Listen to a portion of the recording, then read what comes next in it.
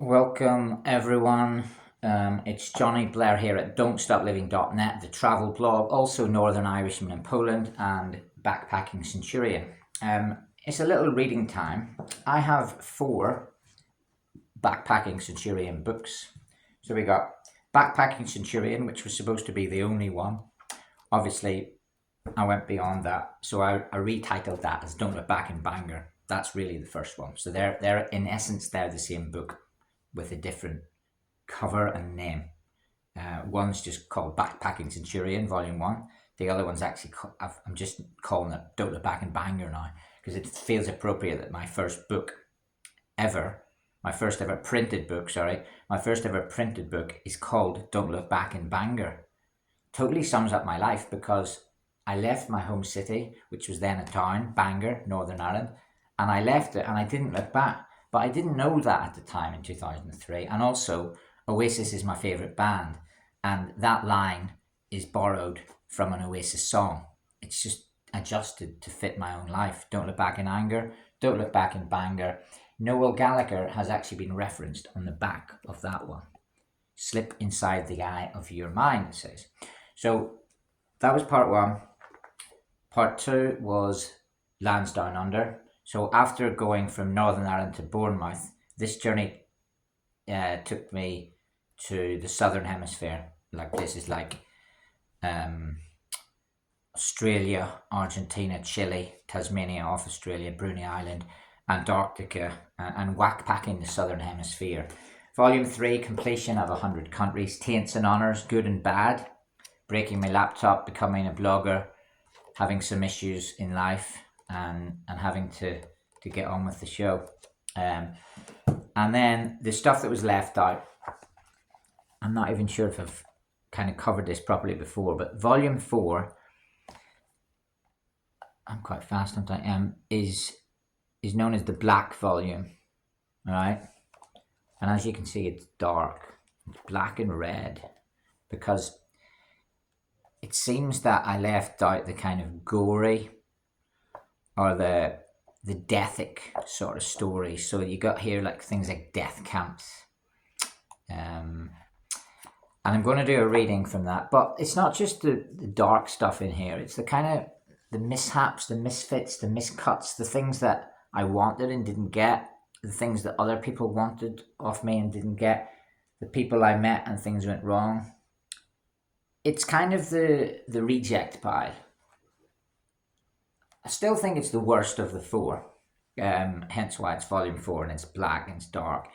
But it's got some interesting stuff that is a little bit wackaday, a little bit insane in the membrane, a little bit ridiculous, peculiar, Jivachny, wacky, insane, crazy, gory, gruesome, grotesque. Okay, anyway, we'll do page 102, which is 102, and we'll do chapter 123, which is 1, 2, 3. This is taking us back, isn't it?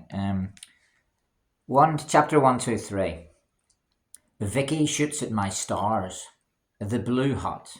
Beaver Tech, Beaver Park Estate, Belfast, Northern Ireland, September 1997. Come eat tomatoes with me. Sing me something new. Vicky Everitt, 1997. This story was supposed to be in Volume 1, Don't Look Back in Bangor. In these books, girls come in and out of the stories. I prefer it when they come in. I don't really like it when they come out. Volume 1 had my childhood sweetheart Claire McKee feature quite a bit. Chapter 2, my childhood sweetheart. That was from about 1985 to 1991 when I lived in Bangor and attended Kilmaine Primary School. In that volume, I later left the bright lights of Bangor to study at Beaver Tech, which was a small college housed within an ugly big blue hut in the Beaver Estate in Belfast. I chose to study there because it was the most obscure thing on the menu. It was nuts and right up my street. It was so perfect for me. Here in 2023, I cite my decision to go and study at Beaver Tech as one of the main guiding stars and fate players in my life. It changed my life and made me a better man quickly. I grew up faster here, under the bomb-scare skies of a South Belfast council estate. Underneath the council sky, I found you, Noel Gallagher. I had been kicked out of Bangor Grammar School for an incident involving a teacher's car. That incident can be found in Volume 1, Don't Look Back in Bangor, Chapter 7, the Oxy one. Here I became mature in beaver tech. I delved into alcohol and even briefly cigarettes. I only started trying cigarettes to get more airtime with Vicky, as she smoked. Vicky is the one who shot at my stars. I started doing radio shows and newspaper articles. I came out of my shell, the shy, angry teenager from 1994's Chapter 5, The Great Exam Heist, to Chapter 7, The Oxy One, had disappeared from view, and so had being a child. I passed my driving test when I was 17, and it's the golden age still for me. I was also 17 when I charmed upon the girl who shot at my stars. I did touch a bit before on my teenage absolute crush in Chapter 8, The Good Friday Disagreement. It was Vicky. It was Vicky Everitt. Always it, ever it, forever it. East Belfast girl, blondie, blonde bombshell. Vicky's appearance in my life was brief. Yes, I'm thinking underpants, Y-front, knickers, thongs, boxer shorts, briefs. Vicky's appearance in the Don't Stop Living journey was confined to one calendar year, 1997. I never saw her in another calendar year before or after 1997. She was my absolute 1997 crush who electrified me. Let's not beat around on bush here. Vicky Everitt was drop dead gorgeous. I nicknamed her the DDG, but I never told her it. She was the DDG, drop dead gorgeous. But it wasn't just how good she looked that made her the DDG. She had a shining, fun personality. I had never met a girl like her before, after, or since. As I reflect on Vicky, here in 2023, on those final edits, that sentiment remains. Oh, Vicky, I have no idea if you'll remember me or not, but you left your mark on this nomadic Northern Irishman back in the day. We all cling to memories of that, I'm sure, but as I backpack through obscure towns on this unpredictable sphere, your youthful smile popped into my head way too often. I write this on a bus between Starogard Gdański and Gdansk. I'm alive again with you. In my 1997 Northern Irish mind, we are sitting chatting in Beaver Tech. I'm time warped to that day you doctored Oasis lyrics and we ate tomatoes. You won't remember me. I won't forget you. It happened in the Beaver Estate in Belfast City, or Sparkling Diamond, the Northern Irish capital. I was the new boy in tech, the quiet one in the corner reading about journalism, listening to Oasis and pretending to score Jerry Taggart headers. Jonny come lately, there's a new kid in town, the Eagles. You offer me a tea. You make it, I take it. You make it well. I fell in love with you. I know it now. I was 17, you were 18. My invites to pub lunches fell on deaf ears. I hung out with the lads, the odd one out, the only Bangor boy in a Belfast tech, the only seaside boy in a city world. Times were bloody good back then as we scroats. We lived in fear, and I know we're all better for it now. Years down the line, more than double my life ago. Even in the sun, defeat is cold.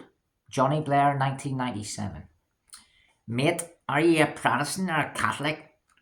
The fact is, if you've bothered to ask, you already know the answer. You knew it. You worked it out. I worked it out. Every Northern Irish person worked it out. You just wanted the answer from the horse's mouth. As we sipped our tea that day, I stared into your ocean blue eyes and longed to stroke your ice blonde hair. You were the most beautiful girl I had ever seen. And yet I was 17. Studying journalism in Belfast, drenching my love in local politics. Steve Lomas strikes against Slovakia, and you, Miss Everitt. They only seem to come and go away. Oasis. You came up to my computer.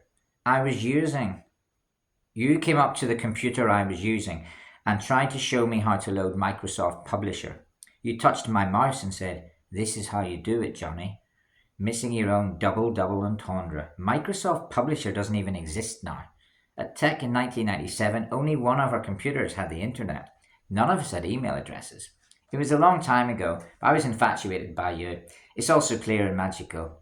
That hair and eyes would make my day. Your tea, your smile. I felt alive. Perhaps I only worked it out years down the line. I hope you're happy, Vicky. And I hope, just maybe, you'll remember me. And maybe sometime we can meet again for a coffee.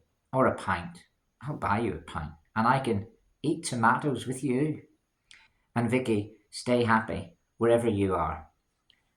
Who's this new guy with the hippie hair? Vicky Everitt, 1997. Well, that was me, Vicky. That was me. And you, Vicky, you're the most beautiful girl in the world. At least in our 1997. That's what it was to me. I still think you're the most beautiful girl I've ever seen. Go to chapter 128. So there we go. This is an interactive book. The black volume is an interactive book. That means that as you finish a chapter, you move to the chapter it tells you to go to. So it doesn't run in chronological order. I'm trying to make it a little different. I've got some creative ideas for the upcoming adventure. The black volume doesn't have to be as dark as you saw, because Vicky Everitt, maybe I should have eaten tomatoes with her.